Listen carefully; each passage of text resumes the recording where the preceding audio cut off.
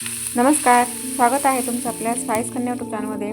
तर आज आपण कैरीची एकदम चटपटीत आणि अप्रतिम चवीची आणि आता उन्हाळा असल्यामुळे कसं कैरीचे नवीन नवीन पदार्थ आपण बनवतच असतो। तर आता आपण असाच आज एक नवीन पदार्थ बनवलेला आहे। रेसिपीला तर आपण सुरुवात केलेली आहे। तर त्या अगोदर मी तुम्हाला एक छोटीशी रिक्वेस्ट करते, तुम्ही जर आपल्या चॅनलवर नवीन असाल तर प्लीज चॅनलला सबस्क्राईब करा। व्हिडिओ खूप छोटा आहे त्यामुळे व्हिडिओ पण स्किप न करता पूर्ण व्हिडिओ पहा आणि प्लीज आपल्या चॅनलला सपोर्ट करा। तर आता आपण काही हिरव्या मिरच्या ज्या आहेत तर त्या आपण भाकरी बनवलेल्या तव्यावरच भाजून घेत आहे। आता आपण घेतलेली आहे कैरी, तर ती कैरी आपण आता तिचे साल काढून घेत आहेत।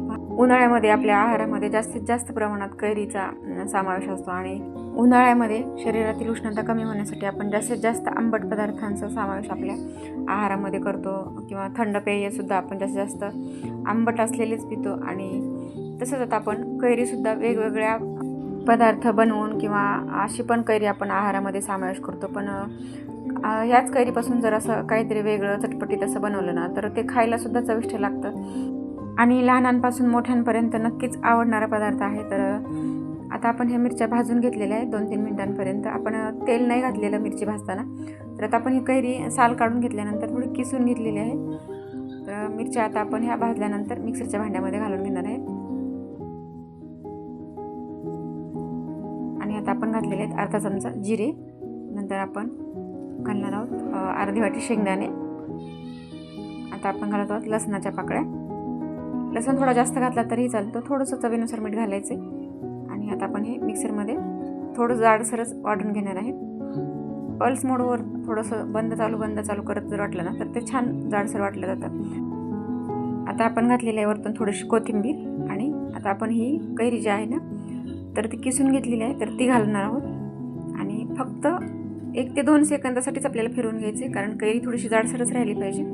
आता आपण ही फिरवून घेतलेलं आहे। तर आता आपण हे सर्व एका वाटीमध्ये काढून घेतलेलं आहे। आता आपण गॅसवर तडका पात्रामध्ये थोडंसं तेल टाकलेलं आहे। नंतर आपण मोहरी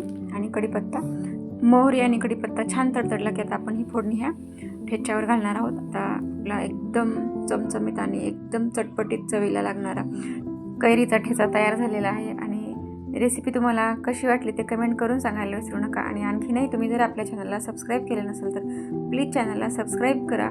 व्हिडिओ कसा वाटला ते कमेंट करून सांगायला विसरू नका आणि आपला व्हिडिओ तुमच्या मित्रमैत्रिणी आणि नातेवाईकांसोबत शेअर करायला विसरू नका। तर आज आपण एकदम चवीला अप्रतिम असणारा असा कैरीचा ठेचा बनवलेला आहे। चला तर आपण भेटूया आता अशाच नेक्स्ट व्हिडिओमध्ये नेक्स्ट रेसिपी होतो पर्यंत बाय बाय।